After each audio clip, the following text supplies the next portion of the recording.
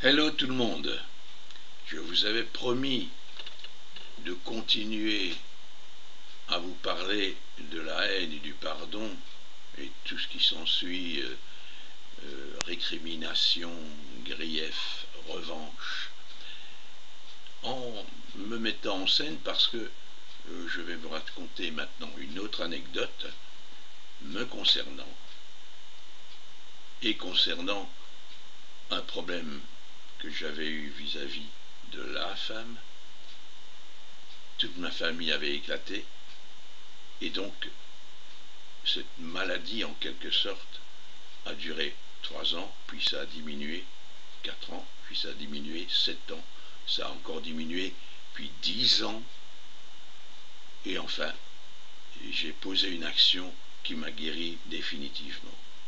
Mais pendant cette période, je vous raconte la première anecdote qui en comporte, disons, une ennemie, une anecdote ennemie, ou deux si vous voulez, si je dois parler comme Jean-Claude Van Damme. Oui. Alors je me trouvais dans les rues de Bruxelles, avec des idées noires plein la tête, mais vraiment noires. Si on parlait BD, bande dessinée, on aurait vu au-dessus de moi un petit nuage noir avec un petit diable et une fourche. Et je marchais tête baissée, le visage sombre, remuant mes idées noires. Quand arrive en face de moi un jeune homme, plus petit que moi, plus jeune que moi, maigrelet, qui se plante en face de moi. Comme il était plus petit que moi, il me regarde comme ça, les yeux plissés, et me dit « Tu sais que moi aussi je suis dangereux ? Tu sais que moi aussi je suis dangereux ?» Et je suis surpris d'abord, et il ajoute « Et tu sais, j'ai même un couteau dans ma poche. » Mais pas une seule seconde je n'ai eu peur, puisque je sentais qu'il ne s'adressait pas à moi pour me menacer, mais plutôt pour m'indiquer qu'il était comme sur la même longueur d'onde que moi. C'est comme si j'avais émis une longueur d'onde tellement négative qu'elle avait atteint, par synchronicité, quelqu'un qui aussi était aussi négatif, si pas plus, que moi. Et j'ai eu à l'instant même une prise de conscience en me disant qu'est-ce que je suis en train de faire, moi qui suis spiritualiste, mais ça a été très vite, et qui n'ai pu me raccrocher à cette beauté intérieure avec laquelle on peut appréhender l'univers, la pensée universelle.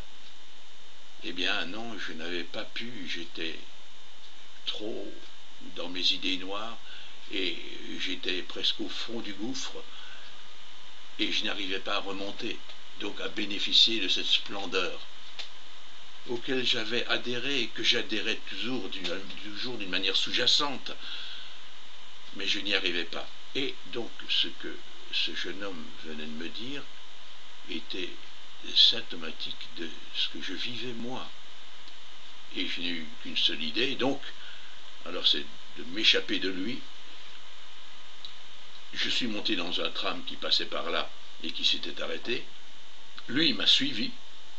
J'ai attendu le dernier moment, au moment où les portes allaient se refermer, pour faire un saut en arrière et pour laisser se refermer les portes sur le méchant monsieur qui probablement était aussi méchant que moi à ce moment-là, au moment où il m'avait adressé la parole.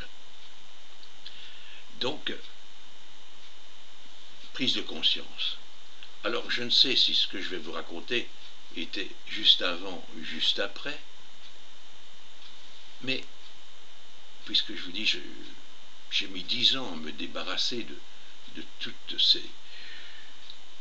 cette production qui venait de l'intérieur de mon cerveau, qui était privé de tout apport spirituel, donc j'étais une sorte de robot, de machine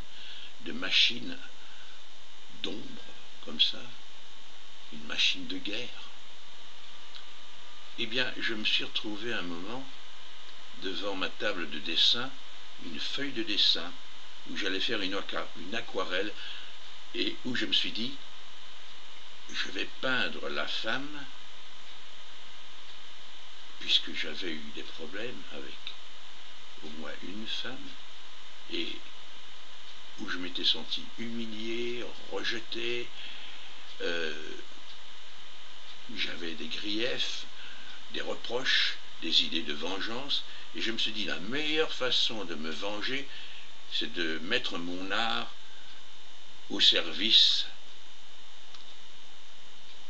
de mon esprit revanchard et de peindre la femme de la plus noire façon qui soit, la plus horrible façon. Je m'étais dit, je vais la peindre comme un monstre, avec des tas de choses qui vont dire au monde, vous vous rendez compte, moi qui n'étais pas connu, enfin j'étais un petit peu connu à la télévision, mais je ne travaillais plus à la télévision à ce moment-là, je parle de la télévision belge, et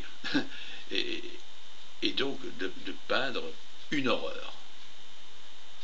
Et j'avais le pinceau levé, quand heureusement une idée m'a traversé l'esprit, et je suppose qu'elle venait de mon résidu spirituel auquel je n'arrivais plus à me rattacher, mais qui est venu du tréfonds de moi et qui m'a dit, mais si tu fais ça, tu vas sombrer dans des abîmes sans fond.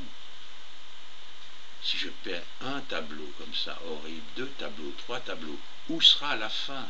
Je ne pourrais pas me guérir.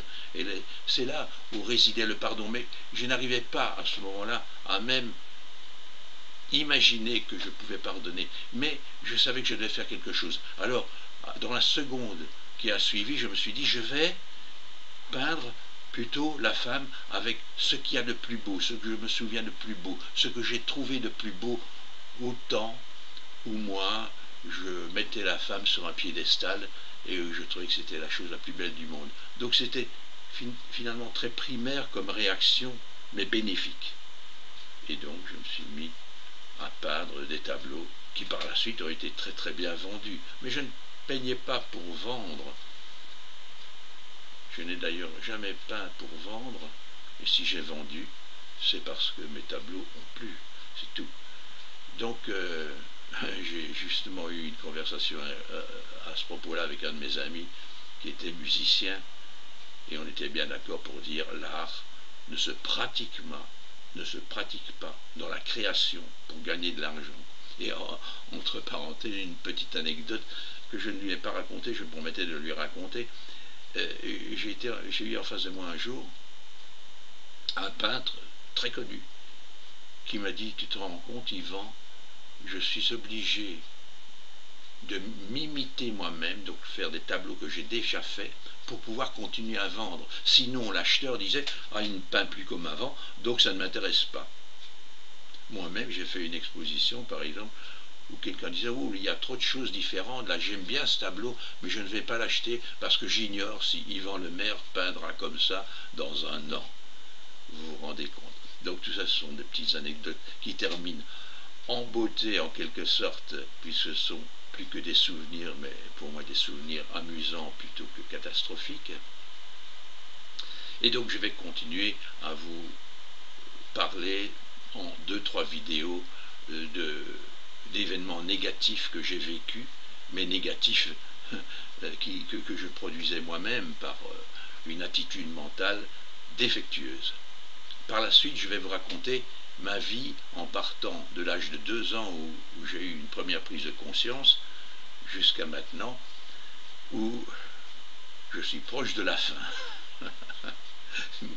Bon, mais je suis prêt. Voilà, gros bisous à tout le monde, au revoir.